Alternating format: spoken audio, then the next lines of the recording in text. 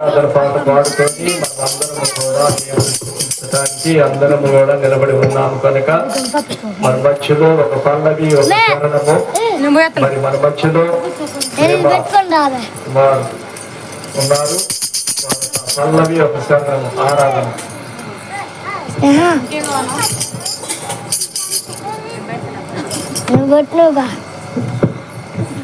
యూదా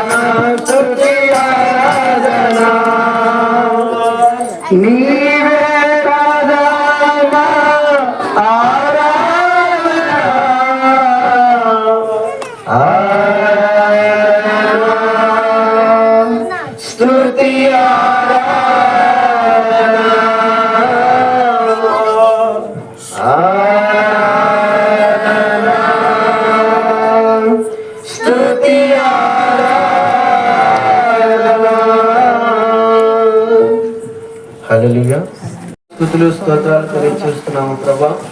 అయా విశ్వాస కోడికలను ప్రభా అలవరి నిరీక్షణ ప్రార్థన మందిరం వారు ఏర్పాటు చేసినటువంటి మీటింగ్స్ ని ప్రభా అయా చక్కగా ఈ రోజుకి ప్రభా 3వ దినమున ఈ నామ మహిమార్థముగాను చేరవచ్చిన ప్రతి ఒక్కరికి ఈ ప్రాంత ప్రజలకు ఆశీర్వాదకరంగాను క్రమముగాను మర్యాదగాను జరిపించుచున్నందుకే నీకు వందనాలు స్తోత్రాలు తెలియజేస్తున్నాము ప్రభా. ఈ యొక్క రాత్రికాల సమయంలో ఈ యొక్క మీటింగ్స్ లో 3వ దినమున ప్రభా అయా నీ నామ మహిమార్థంగా జరిపించి అయ్యా నీవే మహిమ ఘనత ప్రభావం పొందుకొనమని ప్రార్థన చేస్తున్నాము. అయ్యా ఇప్పటి వరకు ఈ స్తుతి ఆరాధన కార్యక్రమాన్ని చక్కగా జరిపించినందుకు వందనాలయ్యా. జరగబోయే కార్యక్రమాన్ని కూడా నువ్వు చక్కగా జరిపించమని ప్రార్థన చేస్తున్నాము. వచ్చిన ప్రతి ఒక్కరిని దీవించి ఆశీర్వదించండి. అయ్యా రాబోచ్చినటువంటి వారిని కూడా మీ త్వరగా మీ ఆత్మ చేత నింపి ప్రభావ మా మధ్యలోనికి నడిపించమని ప్రార్థన చేస్తూ ఉన్నాము. అయ్యా నీ సంకల్పం చేత నీ ప్రణాళిక చేత ఈ కార్యక్రమాలను చక్కగా జరిపిస్తున్నందుకు వందనాలు స్తోత్రాలు ప్రభా. అయా దైవజనులను వారి పరిచర్యలను వారి సంఘ బిడ్డలను దీవించి ఆశీర్వదించమని ప్రార్థన చేస్తున్నాం. మరియు ప్రభా అయా ఈ ప్రాంతంలో ఎవరైతే మనసు పెట్టి నీ వాక్యం గురించినారో ప్రభా, గురించిన బిడ్డల హృదయాలను తెరవండి ప్రభా. అయా వారి హృదయాలను నీవు కొలువై ఉండమని ప్రార్థన చేస్తున్నాము. అయా దైవజనుల వాక్యము చెప్పని ఉండదు ప్రభా. నీ ఆత్మ చేత నింపి నీ బిడ్డలతో నీవే నీ సేవకుల ద్వారా మాట్లాడమని ప్రార్థన చేస్తున్నాం తండ్రి. ఈ స్తుతి ఆరాధన అంతటి కూడా మీ చేతులకు సమర్పించుకుంటూ తండ్రి కుమార పరిశుద్ధాత్మ నామములు మీ చేతులకు సమర్పించుకుంటూ సర్వాధికారం కలిగిన యేసు క్రీస్తు నామమున ప్రార్థించి అడిగి వేడుకొనుచున్నాము తండ్రి. ఆమేన్. అందరూ కూర్చున్నాము. అందరము కూర్చున్నామండి. మా సహోదరులు మరి దుర్గి ప్రాంతం నుంచి మా ఆహ్వానాన్ని మన్నించి జ్ఞాపకం చేసుకొని ఈ ప్రాంతానికి సువార్త నిమిత్తం కొరకు మేము ఆహ్వానించగా వచ్చి ఉన్న మరి మా సహోదరులకి నిండా వందనాలు చెల్లిస్తున్నాము. అలాగనే మరి ఆయా ప్రాంతాలలో మరి దూర ప్రాంతాలలో కూడా షార్ట్ ద్వారా అలాగనే కొంతమంది ప్రొజెక్టర్ మీద వాక్యం చెబుతుంటారు. మరి సహోదరులు షార్ట్ మీద స్టార్ట్లు అంతలో కూడా ఆయన అందరికి అర్థమయ్యేటట్టుగా మరి వాక్యాన్ని చెప్పడానికి ఎక్కువగా ఆయన ఇష్టపడుతుంటాడు. అలాగనే మన మధ్యలో ఉన్నారు కాబట్టి ప్రభుకుమార్ గారు వచ్చి వారికి కేటాయించిన స్థలములోకి రావాల్సిందిగా ప్రభు పేరట వారిని ఆహ్వానిస్తూ వారు వస్తుండగా మరి హస్తాలు మనకు దేవుడిచ్చిన 2 చేతులతో చప్పట్లు కొట్టి వారిని ఆహ్వానిద్దాం. ఆ విధంగా వాడబడుతున్నాడు దేవుడి సన్నిధిలో.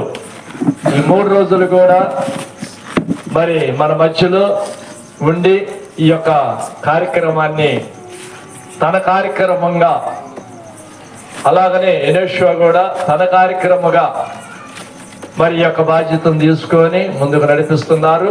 వారు కూడా వారి యొక్క కేటాయించిన సీట్లోకి వచ్చి కూర్చోవాలని ప్రేమపూర్వకంగా ఆహ్వానిస్తున్నాము. ఇప్పుడు ప్రత్యేకంగా ఒక చిన్న ప్రార్థన చేసుకొని వాక్య నిమిత్తం కొరకు చిన్న ప్రార్థన చేసుకొని వాక్యంలోకి వెళ్ళిపోదాం.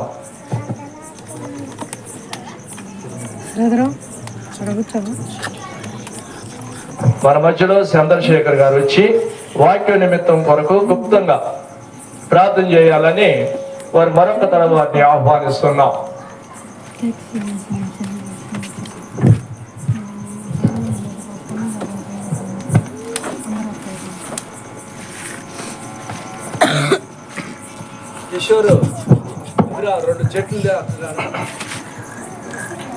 ప్రార్థన చేసుకుందామండి. అందరు కళ్ళు మూసుకొని తల వచ్చినట్లయితే ప్రార్థన చేసుకుందాం. పరిశుద్ధుడా, ప్రేమగల తండ్రి, కృపగల రాజా, మీకు వందనాలు ప్రభువా. మరి ఈ సాయంకాలం వేళ ప్రభువా, మరి నాయన ప్రభువా, కలవరి నిరీక్షణ ప్రార్థన మందిరంలో ఈ రీతిగా ప్రభువా తండ్రి 3వ దినమున సువార్త పరిచర్యలు ప్రభువా అయా సభలు జరగడానికి ఇచ్చిన గొప్ప అవకాశం బట్టి నీకు వందనాలు అయా. మీ దాసులకు ఇచ్చిన భారం బట్టి నీకు స్తోత్రములు నాయన. ఈ 2 దినాలు ప్రభువా తండ్రి ఎంతో మర్యాదగా ఘనంగా అయా నీకు మహిమకరంగా జరిపించుకున్న దేవానికి స్తోత్రాలు అయా. ఈ 3వ దినము నాడు ప్రభువా మర్యాదగా క్రమంగా జరిపిస్తున్న దేవానికి స్తోత్రాలు నాయన. ఇదిగో మీ దాసులు నాయన మరి దుర్గిపట్నం నుండి ప్రభు, మంచికలపట్నం నుండి ప్రభువా తండ్రి మరి తోలుకొని వచ్చినారు ఆయన.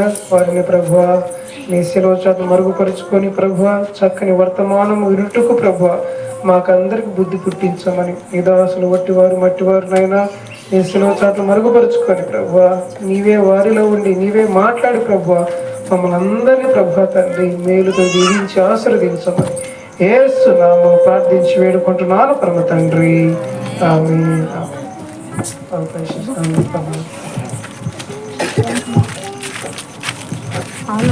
ఓకే, మంచిది. మన మధ్యలో మరి మోషన్న గారు వచ్చి మూలవాక్యాన్ని చదివి వినిపించాలని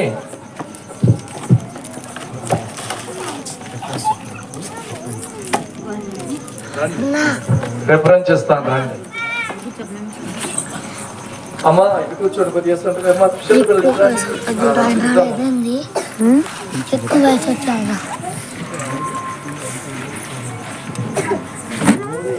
ప్రకటన గ్రంథము ఏమండి 3:20. ప్రకటన గ్రంథం 3:20 వాక్య పట్టణాన్ని చదివి వినిపించాలని మోషే గారిని ఈ సమయాన్ని వారికి అప్పగిస్తున్నాం. ఇదిగో నేను తలుపునొద్ద నిలుచుండి తట్టుచున్నాను. ఎవడైనను నా స్వరము విని తలుపు తీసిన ఎడల నేను అతని యొద్దకు వచ్చి అతనితో నేను నాతో కూడా అతడును భోజనము చేయదము.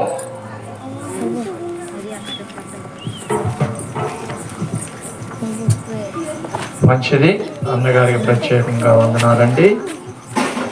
వాక్య పట్టణాన్ని చదివి వినిపించిన సహోదరులకు మరొక తడవ వందనాలు చెల్లిస్తూ ఈ సమయాన్ని మరి సమయం ఆనకన్న సమయం అంటే తెలుసు, అందరికీ తెలుసు. 8:07 నిమిషాలైంది. 8:07 అంటే కరెక్ట్గా అరగంట. అంటే 8 నిమిషాలతో చూసుకోండి. అరగంట మెసేజ్ చక్కగా. ఓకే, అది ఇంకా మీదే ఛాయిస్. అరగంట గుప్తమైన మెసేజ్. తర్వాత మరలా ఒక 2 పాటలు ఉంటాయండి. మరి తర్వాత మరలా ప్రార్థన కూడా ఉంటుంది. మరి సమయాన్ని సహోదరులకి ఇద్దాం. హల్లెలూయా. చాలా మంచిదండి. చక్కటి మరి ఒక అవకాశాన్ని దేవాది దేవుడు మరి ఎందుకు పనికిరానటువంటి నన్ను ఒక పాత్రగా చేసుకొని మరి యొక్క చక్కటి అవకాశాన్ని దేవుడు కలిగించిన విధానమును బట్టి దేవాతి దేవునికి మహిమ కలుగును గాక.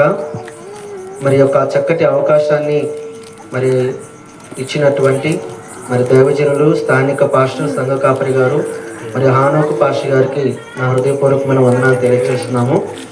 కలువరి నిరీక్షణ ప్రార్థనా మందిరము సంఘ కాపరి మరి హానోకు గారికి హృదయపూర్వకమైన వందనాలు తెలియజేస్తున్నాము.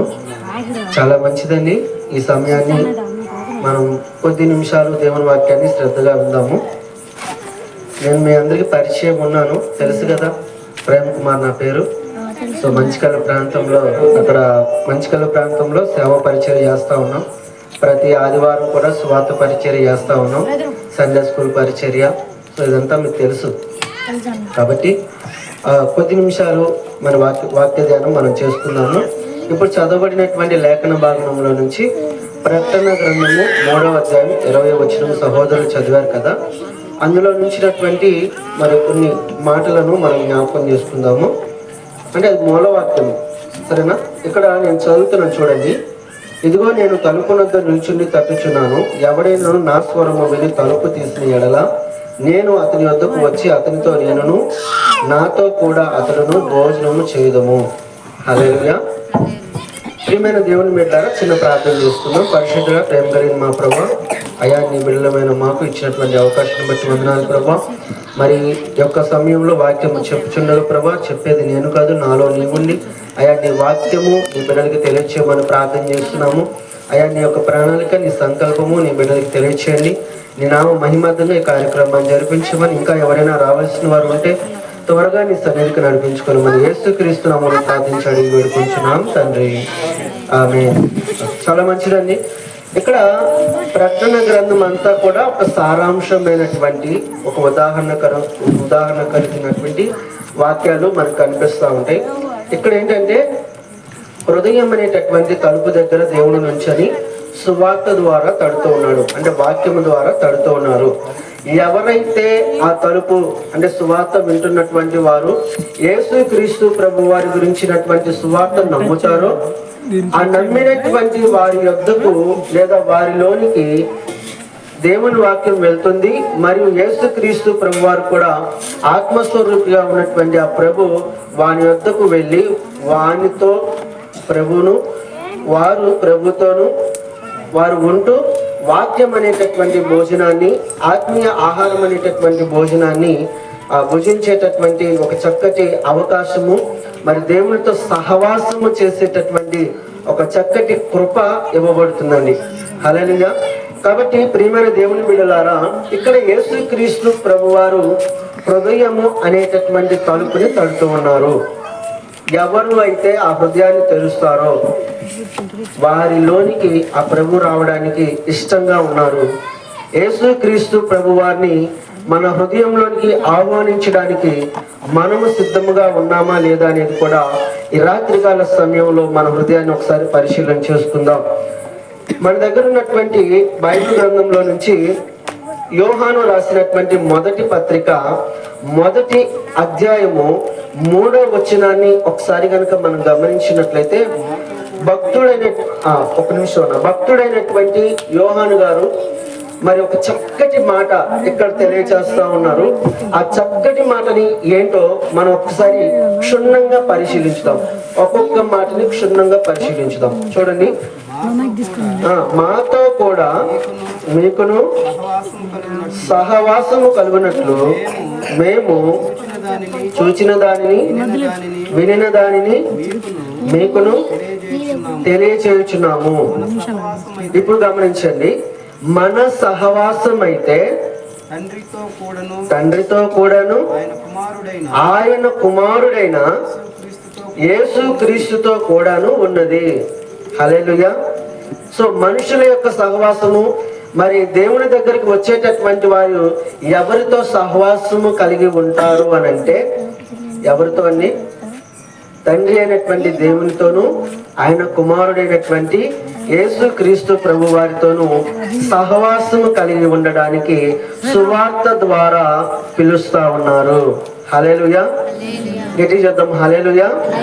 ప్రియమైన వారులారా, మన సహవాసము ఈ లోక సంబంధమైనటువంటి మనుషులతో కాదు, కానీ దేవునితో మన సహవాసము కలిగి ఉండాలి అనేటటువంటి ఒక చక్కటి పిలిపే ఈ సువార్త. కాబట్టి ప్రియమైన దేవుని బిడ్డలారా, ఈ లోకంలో ఉన్న వారితో మనం సహవాసం చేస్తే వారు ఏదో ఒక రోజున మనకి అన్యాయం చేయవచ్చు, ఏదో ఒక రోజున మనకి ద్రోహం చేయవచ్చు, కీడు చేయవచ్చు, హాని కలిగించవచ్చు కదా. అయితే దేవాది దేవునితో గనుక మనం సహవాసం చేసిన ఎన్నటికీ పాడైపోము.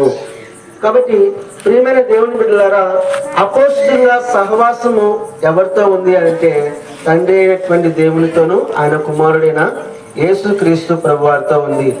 మన సహవాసం ఎవరితో ఉంది? ఈ లోక సంబంధమైనటువంటి ఆశల వైపు మన సహవాసం ఉంటే ఒక్కసారి ఈ రాత్రికాల సమయంలో మన హృదయాన్ని పరిశీలన చేసుకొని దేవుని వైపు మన హృదయాన్ని తిప్పినప్పుడు దేవుడు బహుగా ఆనందిస్తారు. మనకి ఎన్నో ఆశీర్వాదాలు కూడా కలుగుతాయి. ప్రియమైన వారులారా, కొద్ది నిమిషాలు మన దగ్గర ఉన్నటువంటి బైబిల్ గ్రంథం నుంచి మరొక వాక్యాన్ని మనం జ్ఞాపకం చేసుకుందాం. రోమీలకు రాసినటువంటి పత్రిక 5వ అధ్యాయము, రోమీలకు రాసినటువంటి పత్రిక 5వ అధ్యాయము 8-9 వచనాలు ఒకసారి చదవండి. 8-9. అయితే దేవుడు మన ఎడల తన ప్రేమను వెల్లడిపరుచుచున్నాడు. ఎట్లనగా మనమెంతను పాపులమై ఉండగానే క్రీస్తు మన కొరకు చనిపోయెను. 9వ వచనం కూడా. కాబట్టి ఆయన రక్తము వలన ఇప్పుడు నీతిమంతులుగా తీర్చబడి మరింత నిశ్చయముగా ఆయన ద్వారా ఉగ్రత నుండి రక్షింపబడుదుము. చాలండి. హల్లెలూయా. ప్రియమైన దేవుని బిడ్డలారా, ఇప్పుడు ఈ వాక్యాలను కూడా మనం ఒకసారి క్షుణ్ణంగా పరిశీలించుకుందాం. అయితే దేవుడు ఎవరి ఎడల? మన ఎడల, అంటే ఈ లోకంలో ఉన్నటువంటి ప్రతి మానవాళి ఎడల తన ప్రేమని వెల్లడిపరుచుచున్నాడు. హల్లెలూయా. చూడండి, రహస్యంగా దాచిపెట్టడం లేదు కానీ తన ప్రేమని వెల్లడిపరుచుచున్నాడు. ఎలా వెల్లడిపరుచుచున్నాడు అనేది కూడా ఇప్పుడు మనం చదివాము, అది మళ్ళీ క్షుణ్ణంగా పరిశీలిద్దాము. అయితే యోహాను రాసినటువంటి పత్రిక 3:16 తీయొద్దండి. దేవుడు లోకము ఎంతో ప్రేమించిన అనేటటువంటి మాట మనందరికి బాగా తెలిసినటువంటి మాట కదా. సో దేవుడు లోకమును ఎంతో ప్రేమించను కాగా ఆయన తన అద్వితీయ కుమారునిగా పుట్టిన వాని యందు విశ్వాసం ఉంచి వారు నశింపగా నిత్య జీవం పొందినట్లు ఆయనను అనుగ్రహించెను అని. ప్రియమైన దేవుని బిడ్డలారా, దేవుడు మనలను ప్రేమిస్తున్నాడు. ఆ ప్రేమని వెల్లడిపరుస్తున్నాడు. హల్లెలూయా. ఎందుకు వెల్లడిపరుస్తున్నారు? ఎందుకు వెల్లడిపరుస్తున్నారు? దానికి కారణాలు ఉన్నాయా అంటే ఉన్నాయి. మన ఇంట్లో బాగా పనిచేసేటటువంటి వస్తువుల గురించి, బాగా పనిచేస్తున్నప్పుడు వాటి గురించి మనం పెద్దగా ఆలోచించాం, అవునా కదా? వాటి గురించి మనం పెద్దగా ఆలోచించాం. అది పాడైపోయినప్పుడు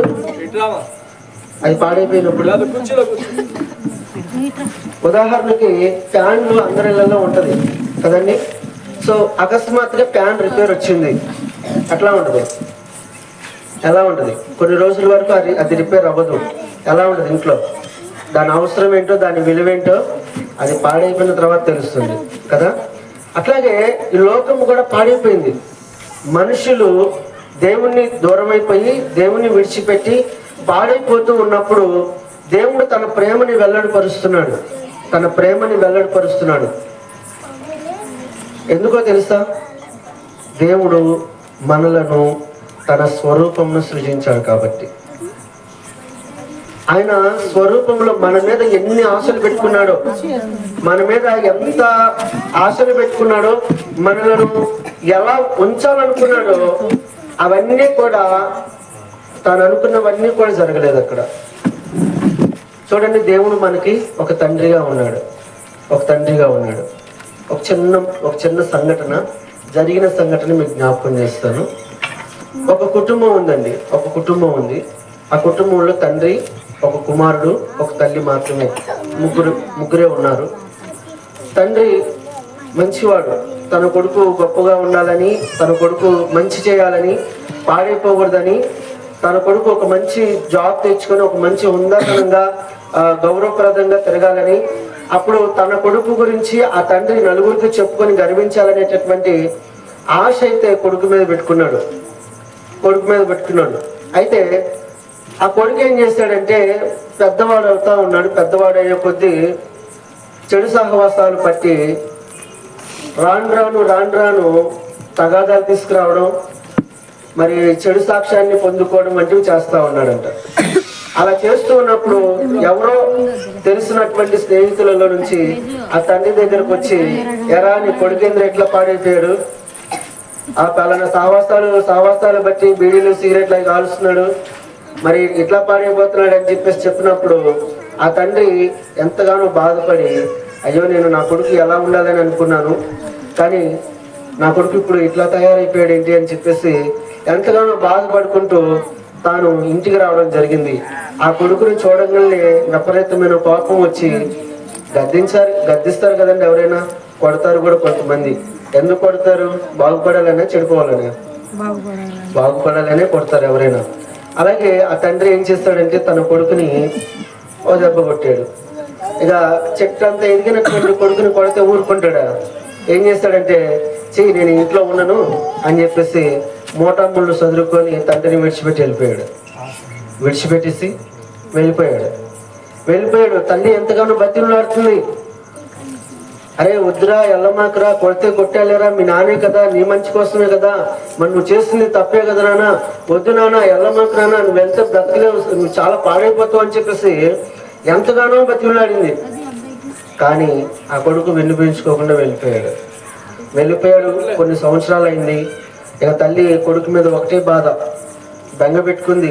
నా కొడుకు ఇంకా వస్తాడేమో అని ఆ గూటికాడే, ఆ గుమ్మం కాడే ఎదురు చూస్తూ ఉంది. ఆ బజార్లోకి వెళ్ళి ఆ బజార్లో ఎదురు చూస్తూ ఉందంట. ఎంత చూసినా కానీ ఇంకా రావట్లా. స్నేహితులను అడిగితే తెలియదు అంటున్నారు, తెలిసిన వాళ్ళని అడిగితే తెలియదు అంటున్నారు, ఎక్కడికి వెళ్ళారో తెలియదు, ఎలా బ్రతుకుతాడో తెలియదు. ఇలా తల్లి ఒకటే బాధపడతా ఉంది.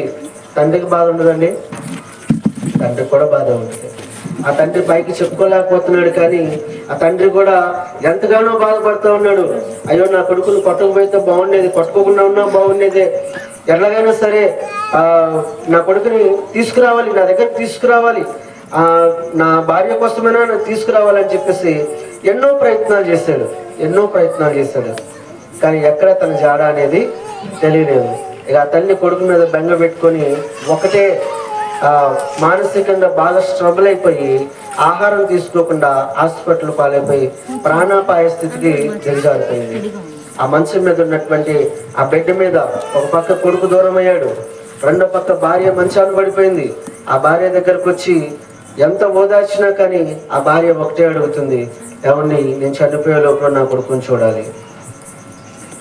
ఏమందండి, నేను చనిపోయే లోపల నా కొడుకుని చూడాలి.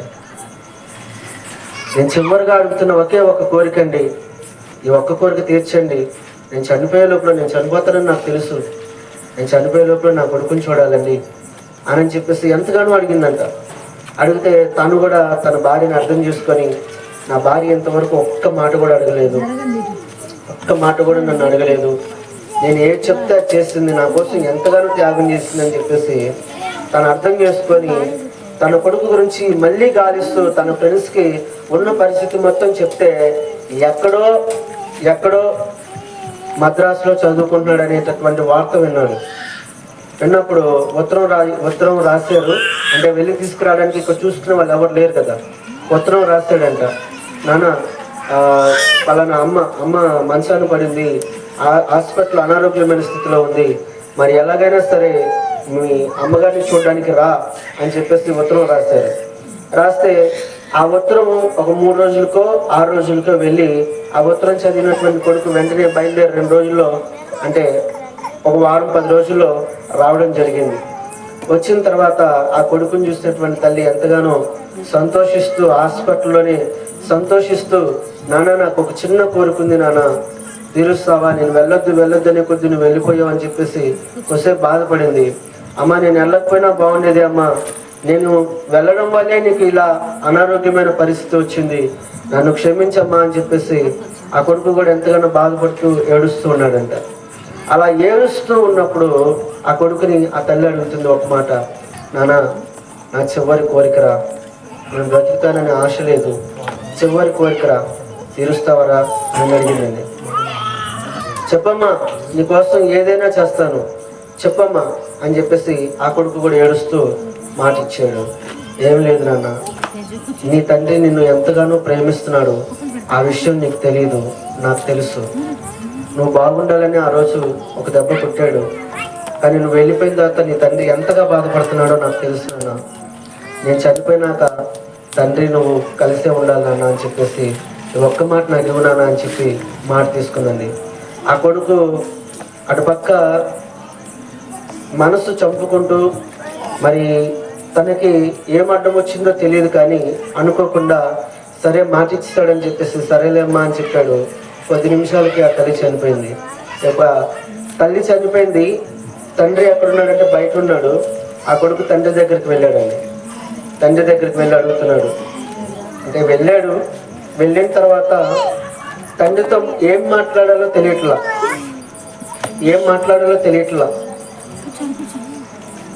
ఏమైనా మాట్లాడితే ఏమైనా అంటాడేమో, ఏమైనా కొడతాడేమో అనేటటువంటి ఒక భయంతోనే వెళ్ళాడు.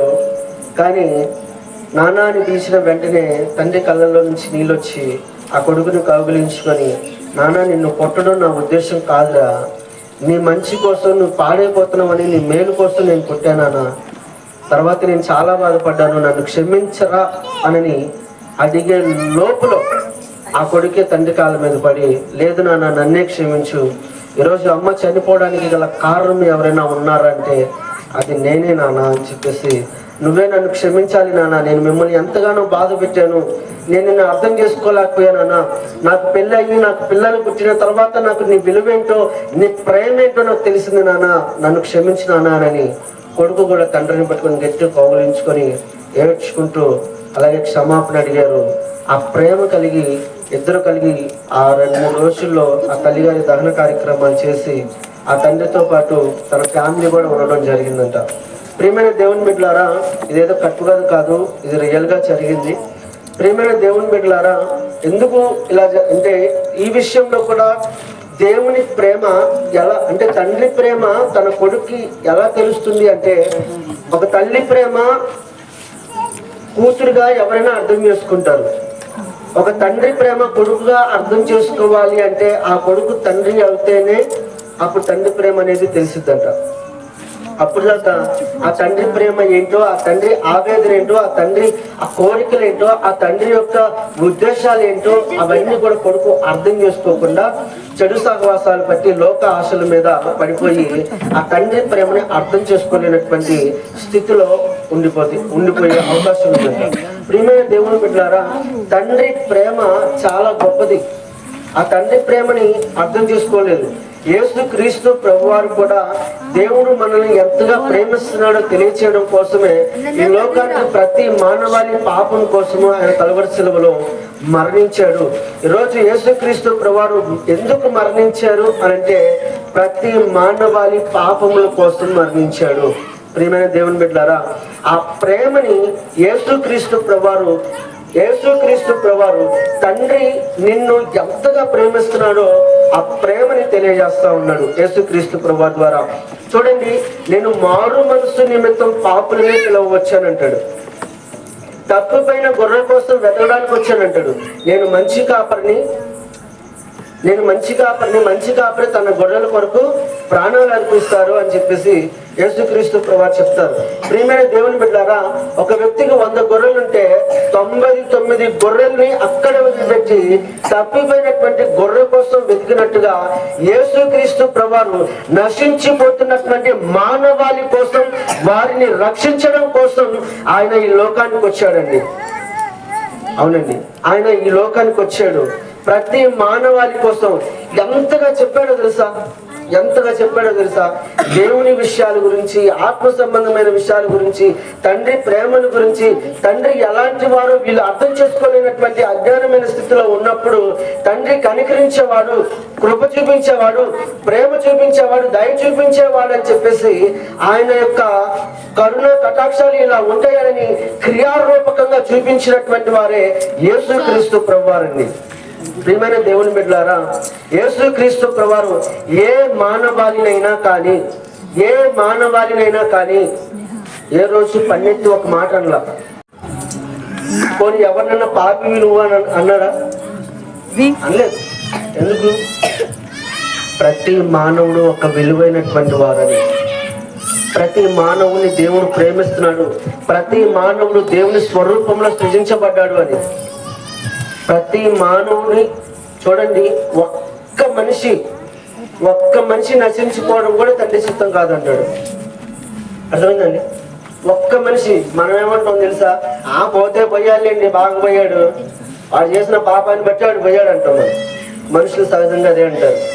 కానీ యేసుక్రీస్తు ప్రభువారు దేవుడు అలా కోరుకునేవాడు కాదండి. ప్రతి వ్యక్తి రక్షించబడాలి, ప్రతి వ్యక్తి తనతో ఉండాలని కోరుకుంటా ఉన్నాడు. తప్పండి? నాతో నా బిడ్డలు నా మాట వింటూ నాతో యుగయుగాలు పరలోకంలో జీవించాలి అనుకున్నాడు. తప్పండి? తప్ప? కొంతమంది అంటారు పాస్టర్లను మేము నమ్మము అంటారు. నిజమే, నమ్మమాకండి. నిన్ను పాస్టర్లు నమ్ముకోమని చెప్పట్లేదుగా. యేసు ప్రభువుని నమ్ముకో. నువ్వు నమ్మాల్సింది యేసు ప్రభుని. ఎవరైనా చెప్పేది యేసు ప్రభువుని నమ్ముకో, దేవుని నమ్ముకో, బాగుపడతావు. ప్రియమైన దేవుని బిడ్డలారా, దేవుడు మనకే కాదు ఎవరికైనా కానీ మంచి చేసేవాడు, మేలు చేసేవాడే కానీ హాని చేసేవాడు, కీడు చేసేవాడు కాదు. ఎవరికైనా శ్రమ సంభవించిందా? అది దేవుని వలన కలిగిందా అంటారా? అది దేవుడు పెట్టేది కాదు. ఎవరికైనా పరీక్షలు వస్తే అది దేవుడి వల్ల, దేవుడు నాకు ఈ పరీక్ష పెట్టాడయ్యా అని చెప్పేసి పుసుకుని ఒక మాట అంటారు.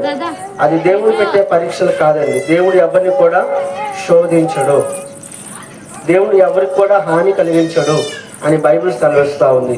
ప్రియమైన దేవుని బిడ్డలారా, తన దగ్గరకు వచ్చినటువంటి వారు ఎలాంటి వారైనా కానీ, ఎంత ఘోర పాపినైనా కానీ దేవుడు ప్రేమించి వారి పట్ల కృప చూపించి వారిని ప్రత్యేకపరిచి పవిత్రపరిచి వారిని నా బిడ్డలు అని పిలుస్తా ఉన్నాడు. హల్లెలూయా. అర్థమైందండి? మీరెవరో తెలుసా? మీరు దేవుని దృష్టిలో, మనుషుల దృష్టిలో మీరు ఎవరు అనేది పక్కన పెట్టేయండి, కానీ దేవుని దృష్టిలో మీరు దేవుని పిల్లలు. హల్లెలూయా. అర్థమైందా? దేవుని పిల్లలు మీరు. దేవుడు మిమ్మల్ని ఎంతగానో ప్రేమిస్తా ఉన్నాడు. అందుకే యేసుక్రీస్తు ప్రభువారు ఈ కొత్త నిబంధనలో ఒకే ఒక ఆజ్ఞ మనుషుల పట్ల. ఏంటో తెలుసా? నిన్ను వలె నీ పొరుగు వారిని ప్రేమించు. మనుషుల పట్ల ఈ ఒక్క ఆజ్ఞే. ఎందుకు? మనుషుల్లో ప్రేమ లేదు, ఆ ప్రేమలో దైవమే లేదు. అందుకని ప్రతి మానవాల్ని దేవుడు ప్రేమిస్తా ఉన్నాడు. తాను తన దగ్గరకు వచ్చినటువంటి వారు ఎవరైనా కానీ, ఎలాంటి వారైనా కానీ, తనని నమ్మినటువంటి వారు కూడా ఇతరులను ప్రేమించే వ్యక్తులుగా ఉండాలి అని దేవుడు ప్రేమ స్వరూపి అని ఆయన తెలియచేస్తా ఉన్నాడు. ప్రియమైన దేవుని బిడ్డలారా, సరే ముందు ఈ వాక్యం ఒకసారి చూసుకోండి. రోమిలకు రాసిన పత్రిక 8. దేవుడు మన ఎడల తన ప్రేమను వెల్లడిపరుచుచున్నాడు. ఎట్లనగా మనం ఇంకను పాపులమై ఉండగానే క్రీస్తు మన కొరకు చనిపోయెను. హల్లెలూయా. మనం ఇంకను ఏమై ఉన్నాము? పాపులమై ఉండగానే క్రీస్తు మన కొరకు చనిపోయెను. ఈ మాటని జ్ఞాపకం చేసుకుందాం. మనం ఇంకను పాపులమై ఉండగానే అనేటటువంటి మాటని మనం ఒకసారి గమనించినట్లయితే, ఇక్కడ ఒక తెల్లని చార్ట్ మీరు తీసుకోండి. అది తెల్లని కాగితం, దానిలో రౌండ్ సర్కిల్ ఒకటి గీయండి. ఆ రౌండ్ సర్కిల్లో ఒక చైర్ గీయండి. గీసారా? మీరు ఊహించుకోండి. ఒక తెల్లని చాటు, దానిలో రౌండ్ సర్కిల్, దానిలో ఒక చైరు. ఆ చైర్లో రెండు వ్యక్తులకి స్థానం ఉంది. ఒకటి అహం అనేటటువంటిది, అంటే నువ్వు లేదా నేను అంటాం కదా, నేను అనేటటువంటి పదం అహం. అర్థమైందండి? స్వచిత్తం అంటారు, సొంత నిర్ణయం, స్వచిత్తం. నీ మీద నువ్వు ఆధారపడడం. నీ హృదయంలో ఎవరున్నారంటే నువ్వే. నేనే చేసా, అంతా నాదే, అంతా నాకే. ఇవి స్వార్థపు మాటలు, స్వార్థపు ఆలోచనలు. దీనిని అహం అని కూడా అంటారు. రెండవది, ఈ అహాన్ని పక్కన పెడితే ఆ సీట్లో యేసుక్రీస్తు ప్రభువారు సెలవేసుకోండి. ఎవరున్నారు? యేసుక్రీస్తు ప్రభువారు ఉంటారు. ఎక్కడ? నీ హృదయంలో. అర్థమైందండి? ఇప్పుడు ఉంటే నువ్వుంటావు, లేకపోతే యేసుక్రీస్తు ప్రభువారు ఉంటారు. నువ్వుంటే ఏమైంది అంటే, ఎంతకాలం ఉన్నా నీ మీద నువ్వు ఆధారపడతావు కాబట్టి నీవు దేవుని యొక్క మహిమను పొందుకోలేవు. ఏ భేదము లేదు, అందరూ పాపము చేసి దేవుడు అనుగ్రహించే మహిమను పొందలేకపోతున్నారు అన్నట్టుగానే ఉంటాం మనం. కాసేపు ప్రార్థనలో ఉంటాం, కాసేపు లోకంలో ఉంటాం. అది నేను అనేటటువంటి ఆ చైర్లో ఉంటే, హృదయం అనే చైర్లో ఉంటే, నేను లేను, నాలో నా ప్రభు ఉన్నాడు అని గనుక నువ్వు ఎప్పుడైతే నీ హృదయమందు ఆ ప్రభుని విశ్వసిస్తావో అప్పుడు ప్రభు నీలో ఉండి కార్యం జరిగిస్తూ ఉంటారు. హల్లెలూయా. చప్పట్లు కొడదాం గట్టిగా. హల్లెలూయా. క్రీస్తు నీ కోసం, నా కోసం, ప్రతి మానవాళి కోసం ఆయన మరణించాడు. మరణించిన తర్వాత ఆయన వదిలిపెట్టాడు అంటే వదిలిపెట్టలా. ఏం చేస్తాడో తెలుసా? ఆయన తండ్రి దగ్గర దేవుని కుడిపార్శ్వం మీద ఆయన కూర్చోడానికి వెళ్ళబోయే ముందుగా ఒక వాగ్దానం చేశాడు. ఆ వాగ్దానమే పరిశుద్ధాత్మ దేవుడు. ఇదిగో నేను వెళ్ళిపోతే ముందుగా ఆదరణకర్తను మీ యొద్దకు నేను పంపిస్తాను, మిమ్మల్ని అనాథలనుగా విడిచిపెట్టను అని యేసుక్రీస్తు ప్రభువు తెలియజేస్తా ఉన్నాడు. ప్రియమైన వారలారా, నా సమయం అయిపోయింది, సమయం లేదు ఇక. యేసుక్రీస్తు ప్రభువు చెప్తా ఉన్నారు, నేను మిమ్మల్ని అనాథలంగా విడిచిపెట్టను. ఒక చిన్న మాట చదువుకుందాం. చూడండి, యోహాను శుభవార్త 14వ అధ్యాయము. యోహాను శుభవార్త 14వ అధ్యాయము 16, 21 చదవండి. ముందు 21 చదవండి. మాటలు చదివిచ్చేసి ముగించేస్తా, సమయం లేదు. చూడండి, ప్రతి మాట ఒక అమూల్యమైన ముత్యం లాంటిది. గమనించండి. నా మాట నా ఆజ్ఞలను అంగీకరించువాడు వాటిని గైకొనువాడే. నన్ను ప్రేమించువాడు నా తండ్రి వలన ప్రేమింపబడును. నేనును వానిని ప్రేమించి వానికి నన్ను కనపరుచుకొందును అంటాడు. హల్లెలూయా, హల్లెలూయా. యేసుక్రీస్తు ప్రభువాన్ని ఎవరైతే ప్రేమిస్తారో వారు యేసుక్రీస్తు ప్రభువారి మాటలను అంగీకరిస్తారు. ఎప్పుడైతే యేసుక్రీస్తు ప్రభు మాటలు అంగీకరిస్తారో వారు యేసుక్రీస్తు ప్రభువాన్ని ప్రేమిస్తారు. ఎవరైతే యేసుక్రీస్తు ప్రేమించిన వారిగా ఉంటారో తండ్రి అయినటువంటి దేవుడు కూడా వారిని ప్రేమిస్తారు. వారిని ప్రేమించిన తర్వాత ఆ ప్రేమించేటటువంటి వ్యక్తికి యేసుక్రీస్తు ప్రభువారే తనకు తాను ప్రత్యక్షపరచుకుంటాడు. హల్లెలూయా, హల్లెలూయా, హల్లెలూయా. చాలా మంది దేవుడి దగ్గరికి వచ్చే ముందు లేదా దేవుడిని నమ్ముకుని అని చెప్తే ఏమంటారో తెలుసా? నాకు దేవుడు మాట్లాడితేనే నేను దేవుడిని నమ్ముకుంటా.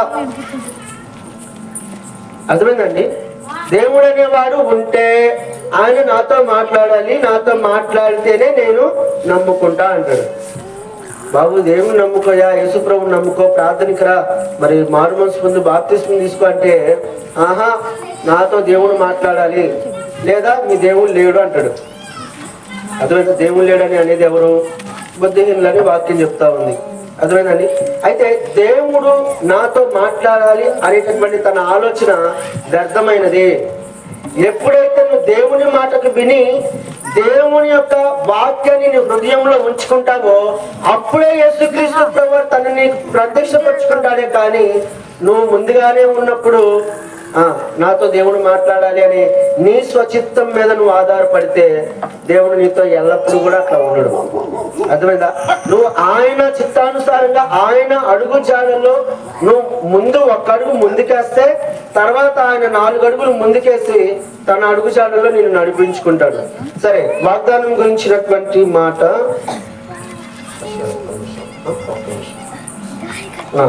14వ అధ్యాయం చూడండి, 16వ వచనం ఒకసారి చదవండి.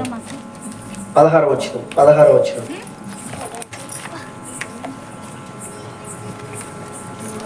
యోహాను సువార్త 14వ అధ్యాయము 16వ వచనం నేను చదువుతున్నాను చూడండి. నేను తండ్రిని వేడుకుందును మీ యొద్ద ఎల్లప్పుడూ నుండుటకై ఆయన వేరొక ఆదరణకర్తను అనగా సత్యస్వరూపగు ఆత్మను మీకు అనుగ్రహించును. అర్థమైందా? మిమ్మల్ని అనాథలుగా విడిచిపెట్టడు.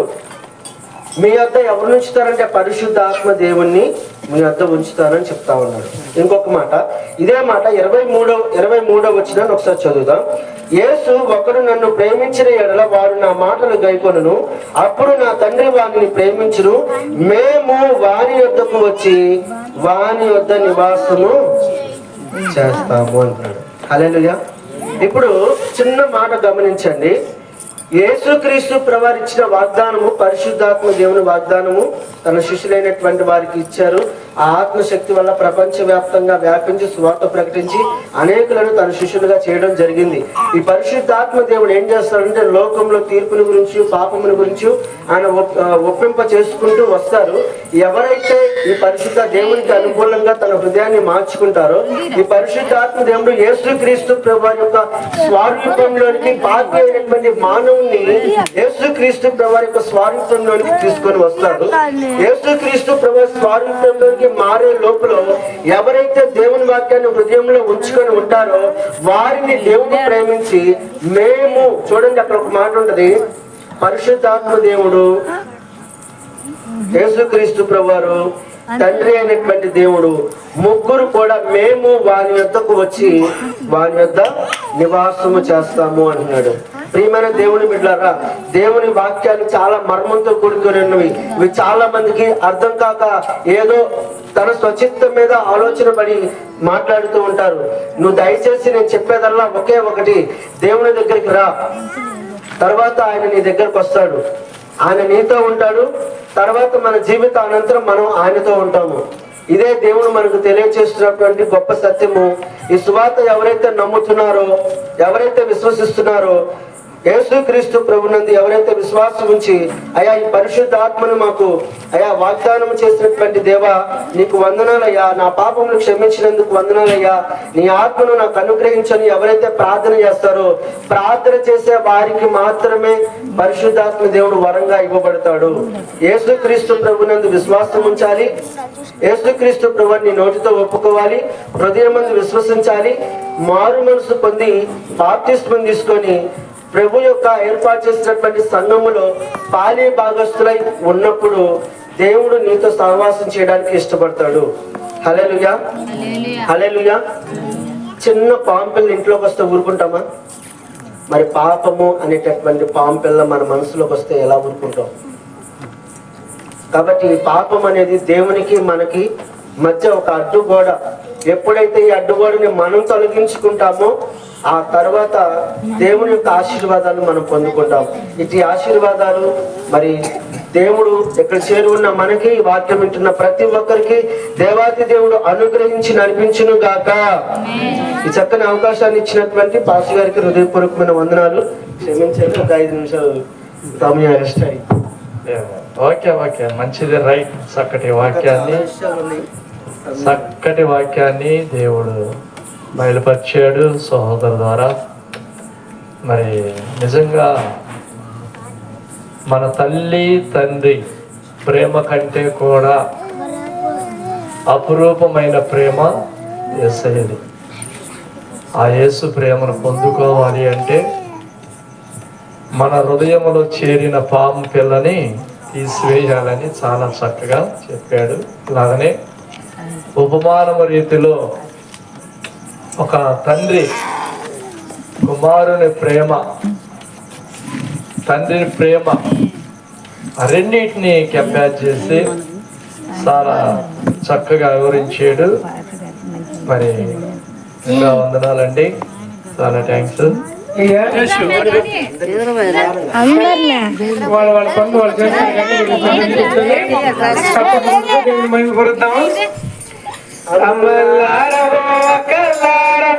అమలారవో అకలార ఈ వాత వీరండే యేసయ్యను నమ్ముకోండి, ఈ వాత వీరండే యేసయ్యను నమ్ముకోండి.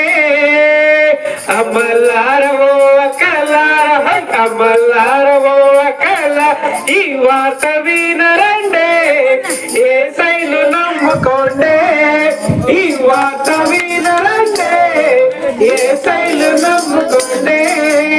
మానవ జాతి పాపము కొరకు, మానవ జాతి పాపము కొరకు కన్నీరు విడుస్తుండు, ప్రభు రమ్మని పిలుస్తుండు, కన్నీరు విడుస్తుండు, ప్రభు రమ్మని పిలుస్తుండు. అమ్మలారవో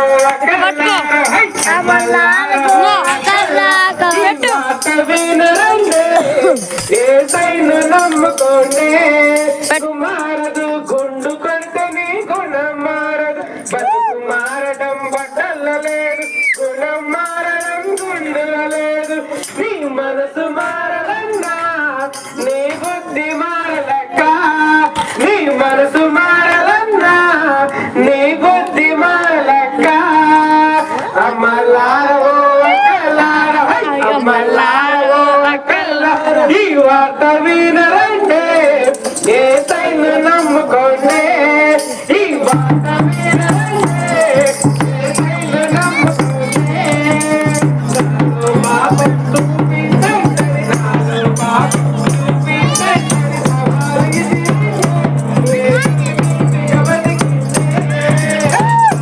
పాపం చూపించండి, నాలో పాపం చూపించండి.